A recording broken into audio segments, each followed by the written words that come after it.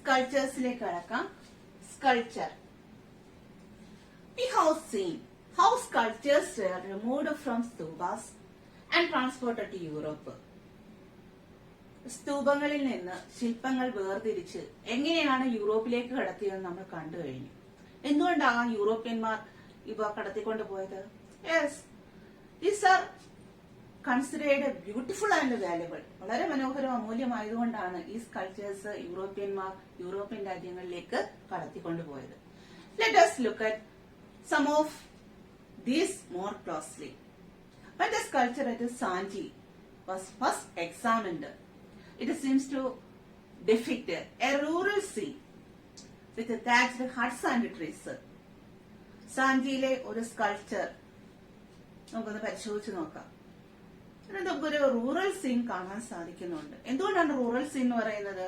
Yes, പുല്ലുമേഞ്ഞ കുടിലും മരങ്ങളും ഒക്കെ ഉള്ളതായതുകൊണ്ടാണ് ഒരു റൂറൽ സീനാണ് നമുക്ക് അറിയാൻ സാധിച്ചത്. However, art historians made a careful study of this sculpture. Art historians ഈ സ്കൾപ്ചറിനെ എന്താ വളരെ കെയർഫുൾ ആയിട്ട് സ്റ്റഡി നടത്തി. They identified it as a scene from the വേശാന്ത ജാതക. ഏതിനകത്ത സീനാണെന്ന് അവർക്ക് മനസ്സിലായി. വേശാന്ത ജാതകത്തിലെ ഒരു സീനാണെന്ന് അവർക്ക് മനസ്സിലായി. അപ്പൊ വേശാന്ത ജാതകം എന്താ, ആ കഥയിലേക്ക് നമുക്ക് കിടക്കാം.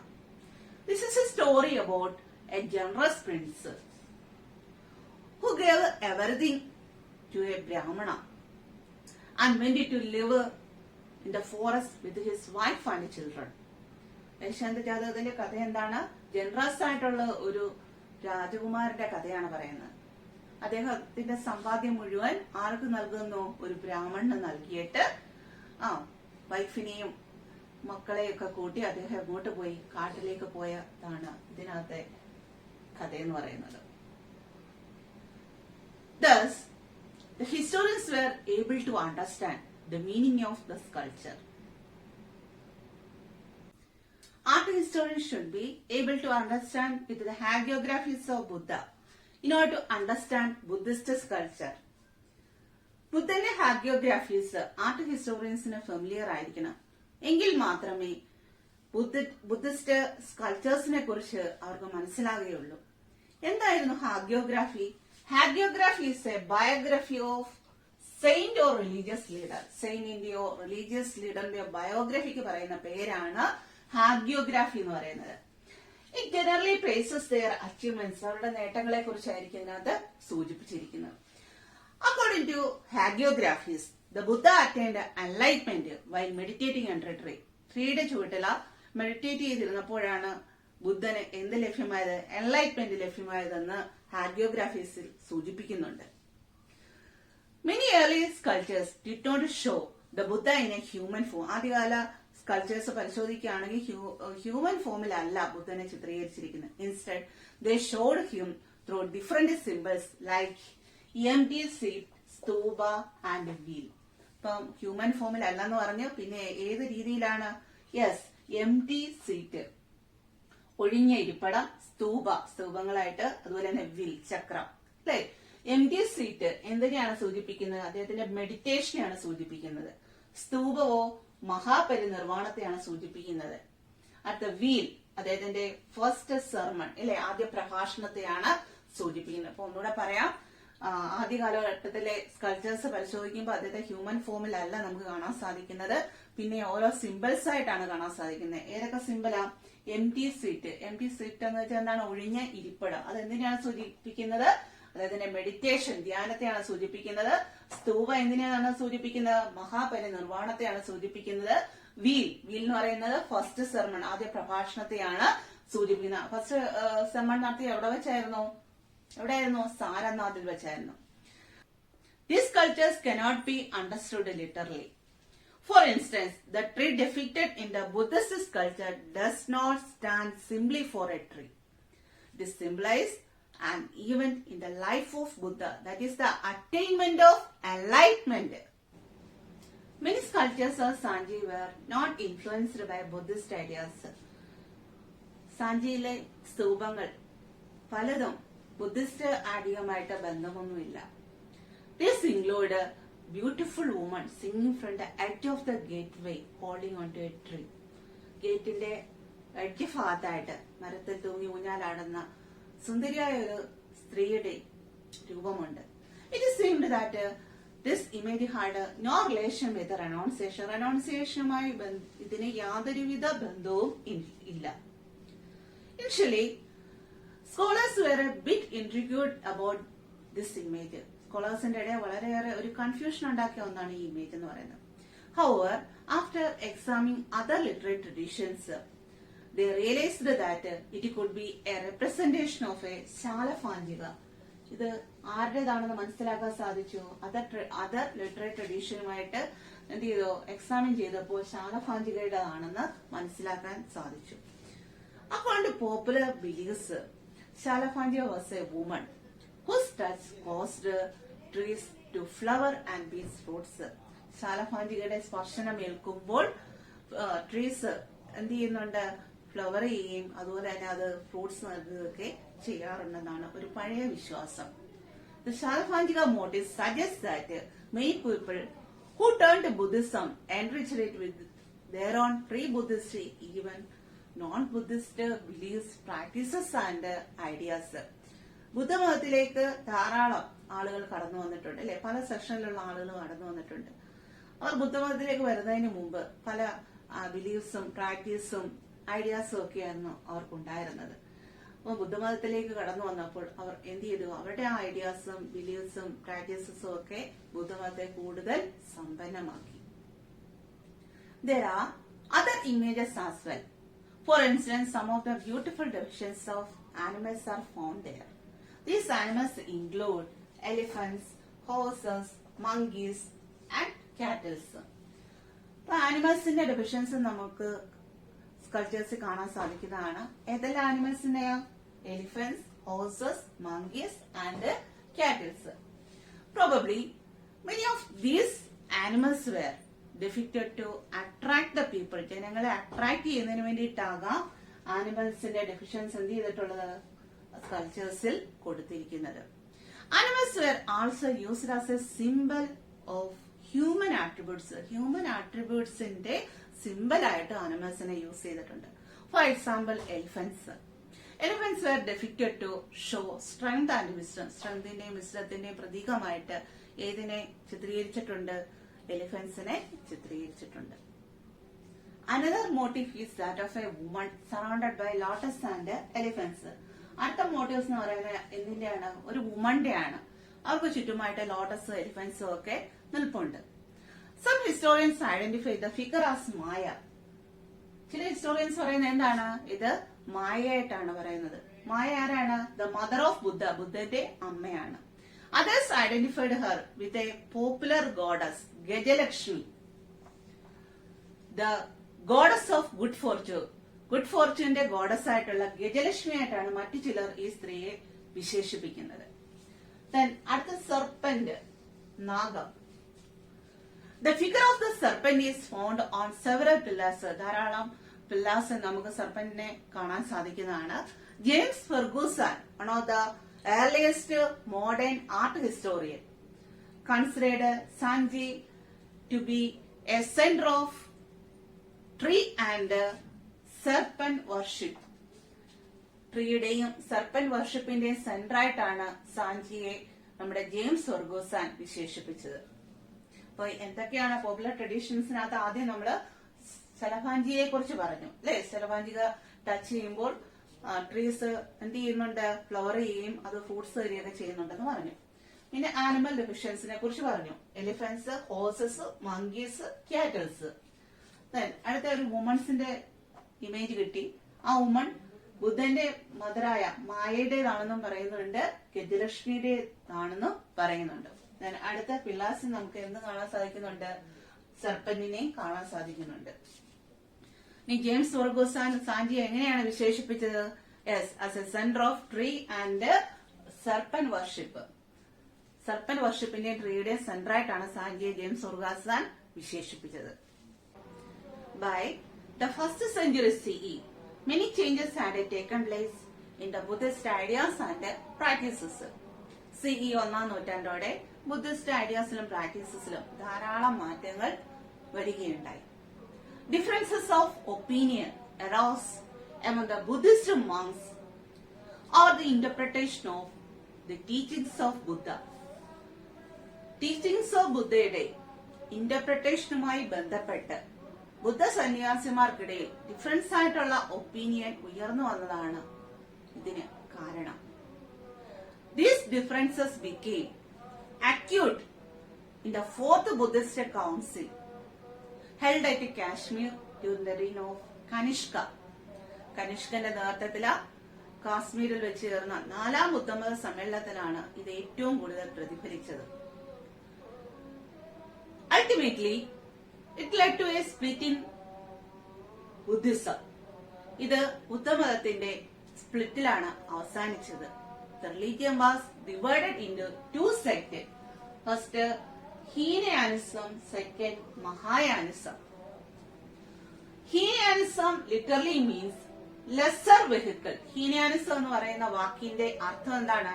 lesser vehicle, ചെറിയ വാഹനം എന്നാണ്. Hinayanism followed original doctrines of Buddhism. ബുദ്ധമതത്തിന്റെ ഒറിജിനൽ ഡോക്ട്രിൻസ് ഫോളോ ചെയ്തവരാണ് ഹീനയാനക്കാർ. Used Pali to preach the teachings of Buddha. ബുദ്ധന്റെ തത്വങ്ങൾ പ്രചരിപ്പിക്കുന്നതിന് വേണ്ടിയിട്ട് അവർ യൂസ് ചെയ്ത ലാംഗ്വേജ് ഏതായിരുന്നു? പാലിയായിരുന്നു. ഇത്രയാണ് ഹീനയാനിസവുമായി ബന്ധപ്പെട്ട് അറിഞ്ഞിരിക്കേണ്ടത്. ഹീനയാനിസം എന്ന വാക്കിന്റെ അർത്ഥം എന്താണ്? Lesser vehicle. They followed original doctrines of Buddhism. Used which language? Pali. Pali language to preach the teachings of Buddhism. Then അടുത്ത എന്താണ്? Mahayanism. Mahayanism literally means great vehicle. വലിയ വാഹനം എന്നാണ് മഹായാനിസം എന്ന വാക്കിന്റെ അർത്ഥം. Evolved new doctrines and codes of law. പുതിയ നിയമങ്ങളും ചട്ടങ്ങളും ഒക്കെ അവർ കൊണ്ടുവരികയുണ്ടായി. Evolved new doctrines and codes of law. പുതിയ ഡോക്ട്രിൻസും കോഡ്സ് ഓഫ് ലോയും അവര് രൂപീകരിച്ചു. Worshipped the images of Buddha and Bodhisattva. Note ചെയ്യേണ്ട ഒരു പോയിന്റ് ആണ്. മഹായാനിസക്കാർ എന്ത് ചെയ്തു? ബുദ്ധന്റെ ഇമേജസും അതുപോലെ തന്നെ ബോധിസത്തന്റെ ഇമേജസും ഒക്കെ അവർ എന്ത് ചെയ്തു? വർഷിപ്പ് ചെയ്തു, ആരാധിച്ചു. ഇനി ഇവർ യൂസ് ചെയ്ത ലാംഗ്വേജ് ഏതാണ്? സാൻസ്ക്രിറ്റ് ലാംഗ്വേജ് ആണ് മഹായാനക്കാർ ഉപയോഗിച്ചത്. എന്തിനു വേണ്ടിയിട്ടാ? To preach the teachings of Buddhism. അവരുടേതായിട്ടുള്ള രീതിയിലുള്ള ബുദ്ധമത തത്വങ്ങൾ പ്രചരിപ്പിക്കുന്നതിന് വേണ്ടിയിട്ട് സംസ്കൃത ഭാഷയാണ് ഉപയോഗിച്ചത്. 4-ാം ബുദ്ധമത സമ്മേളനത്തിൽ വെച്ചാണ് ബുദ്ധമതം എത്രയായിട്ട് പിളർന്നു? 2ആയി പിളർന്നത്. ഏതൊക്കെയായിട്ടാണ്? ഹീനയാനം എന്നും മഹായാനം എന്നും. ഹീനയാനം എന്ന് പറയുന്ന വാക്കിന്റെ അർത്ഥം ലെസർ വെഹിക്കിൾ എന്നാണ്. മഹായാനം എന്ന് പറയുന്ന വാക്കിന്റെ അർത്ഥം എന്താണ്? ഗ്രേറ്റ് വെഹിക്കിൾ എന്നാണ്. ഹീനയാനക്കാർ ഒറിജിനൽ ഡോക്ട്രിൻസ് ആണ് ഫോളോ ചെയ്തത്. ബുദ്ധന്റെ ഒറിജിനൽ ഡോക്ട്രിൻസ് ആണ് ഫോളോ ചെയ്തവര് ആരാണ്? ഹീനയാനക്കാരാണ്. Evolved new doctrines and codes of law ആരാണ്? മഹായാനക്കാരാണ്. ഇനി ഹീനയാനക്കാർ യൂസ് ചെയ്തത്, അതായത് ടീച്ചിങ്സ് ഓഫ് ബുദ്ധിസം പ്രൊപ്പഗേറ്റ് ചെയ്യുന്നതിന് വേണ്ടിയിട്ട് അവർ യൂസ് ചെയ്ത ലാംഗ്വേജ് ഏതാ? പാലി ഭാഷയാണ് യൂസ് ചെയ്തത്. മഹായാനക്കാരോ ഏതാ? സാൻസ്ക്രിറ്റ് ആണ് യൂസ് ചെയ്തത്. ഇനി ഇതിനകത്ത് ഹീനയാനത്തിൽ ഇല്ലാത്തതും മഹായാനക്കാർ രൂപീകരിച്ചതുമായിട്ടുള്ള ഒരു കാര്യം ഏതാണ്? Worshipped the images of Buddha and Bodhisattva. ബുദ്ധനെയും ബോധിസത്തിനെയും ഒക്കെ അവർ എന്ത് ചെയ്തു?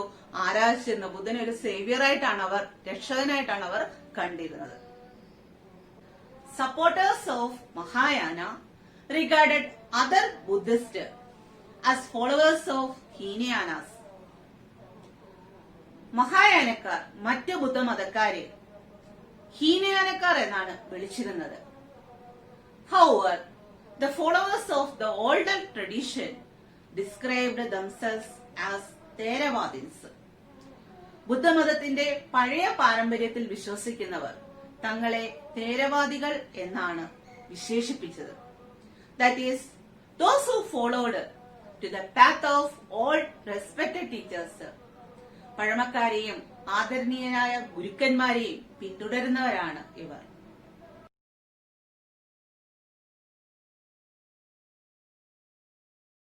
The basic philosophy of Jainas was an old one. It was existence in north India before the birth of വർത്തമാന മഹാവീര. വർത്തമാന മഹാവീരന്റെ ജനനത്തിന് മുമ്പ് നോർത്ത് ഇന്ത്യയിൽ പ്രചരിച്ചിരുന്ന വളരെ പഴക്കം ചെന്ന ഒന്നാണ് ജൈനിസം എന്ന് പറയുന്നത്. According to Jaina tradition, Mahavira was preceded by 23 other teachers of Tirthankaras. Rishabhadeva was the first and Parshanatha was the 23rd in the long list of Tirthankaras. തീർത്ഥങ്കരന്മാരുടെ ലിസ്റ്റിൽ ഒന്നാം സ്ഥാനം ഋഷഭദേവനും 23ാമത്തെ സ്ഥാനം പാർശ്വനാഥനും 24ാമത്തെ സ്ഥാനമാണ് മഹാവീരനുള്ളത്. They propagated Jain ideas were given a concrete shape by Mahavira, the 24th Tirthankara. Hence, he is regarded as the real founder of Jainism. ജൈന ഐഡിയാസിന് ഒരു concrete shape ഉണ്ടാക്കിയ വ്യക്തിയാണ് 24ാമത്തെ തീർത്ഥങ്കരനായ മഹാവീരൻ. അതുകൊണ്ടാണ് ജൈനമതത്തിന്റെ ഫൗണ്ടറായിട്ട് ആരെ അറിയപ്പെടുന്നത്? വർത്തമാന മഹാവീരനെ അറിയപ്പെടുന്നത്. അടുത്തത് നമുക്ക് ടീച്ചിങ്സിലേക്ക് കടക്കാം. First, the entire world is animated. Entire world എന്താണ്? ആനിമേറ്റഡ് ആണ്.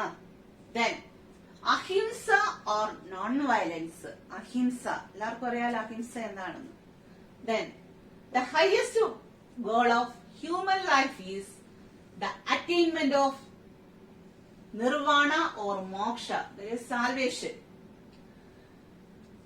Salvation is freedom from the circle of birth and rebirth. Circle, ബർത്തിന്റെയും റീബർത്തിന്റെയും സർക്കിളിൽ നിന്നുള്ള മോചനമാണ് ഏത്? നിർവാണ അല്ലെങ്കിൽ മോക്ഷ അല്ലെങ്കിൽ സാൽവേഷൻ എന്നുകൊണ്ട് അർത്ഥമാക്കുന്നത്. Karma is the causes of birth and rebirth. എന്തുകൊണ്ടാണ് ജനനവും മരണവും ഒക്കെ സംഭവിക്കുന്നത്? എന്തുകൊണ്ടാണ്? കർമ്മം കൊണ്ടാണ്.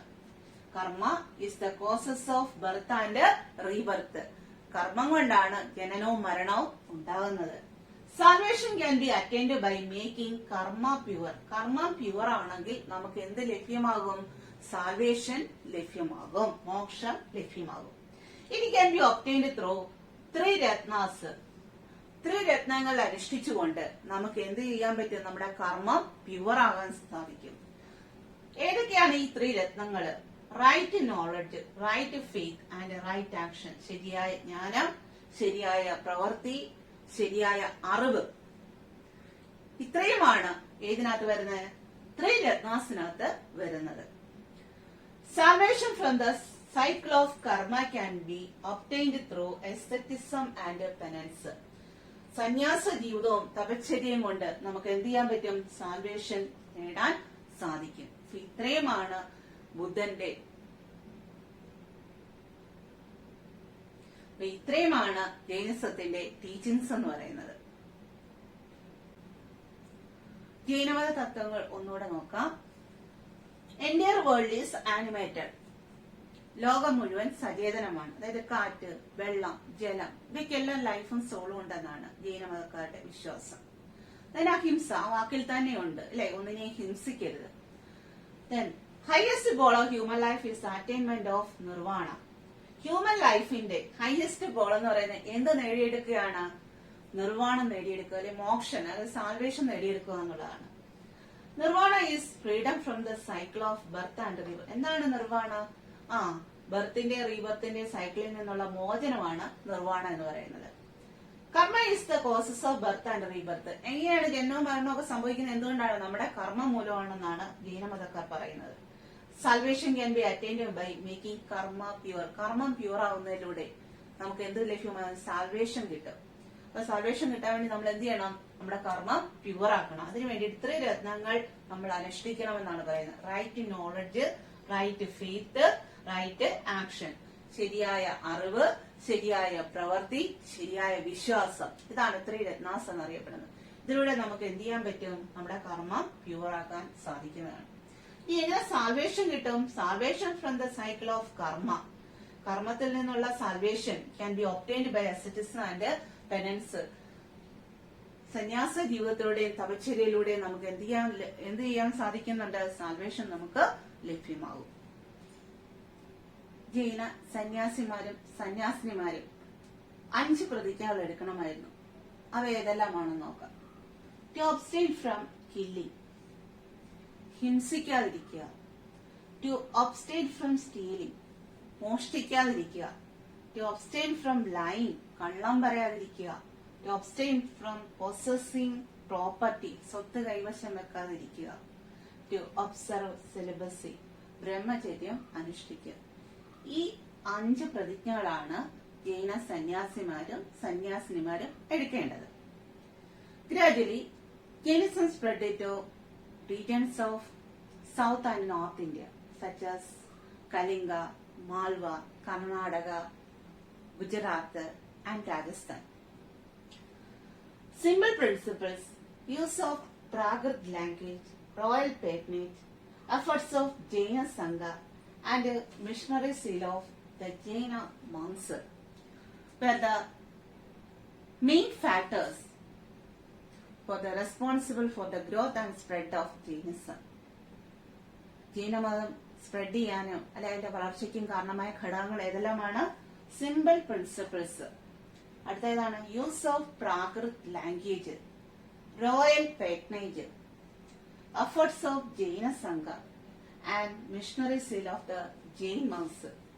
ഇത്രയും ഫാക്ടേഴ്സ് ആണ് ജൈനിസത്തിന്റെ സ്പ്രെഡിനും ഗ്രോത്തിനും കാരണമായത്. Like Buddhism, Jain scholars produced a wealth of literature in a variety of languages such as Sanskrit, Tamil, Prakrit. For centuries, manuscripts of these texts were carefully preserved in the libraries attached to temples. ടെമ്പിൾസിനോട് attach ചെയ്തിട്ടുള്ള libraries ഇതിന്റെ manuscript കയ്യെഴുത്ത് പ്രതികൾ സൂക്ഷിച്ചു വെച്ചിരുന്നു. Jainism made a valuable contribution to Indian art and architecture. ഇന്ത്യയുടെ ആർട്ടിനും ആർക്കിടെക്ചറിനും ഒക്കെ വളരെയേറെ കോൺട്രിബ്യൂഷൻസ് ജൈനിസം നൽകിയിട്ടുണ്ട്. The Jainas erected many stupas, statues and cave temples. The Jaina temples of Tilwara, Ellora and Khajuraho and the colossal statue of Gomadeshwara at the Shravana Bengola show their artistic skill and excellence. Dilwara, Ellora, Khajuraho എന്നിവിടങ്ങളിലെ ജൈന ക്ഷേത്രങ്ങളും ശ്രാവണ ബെൻഗോളയിലെ ഭീമാകാരമായ ഗോമതേശ്വര പ്രതിമയും അവരുടെ artistic സ്കില്ലും എക്സലൻസും വെളിവാക്കുന്ന ഒന്നാണ്.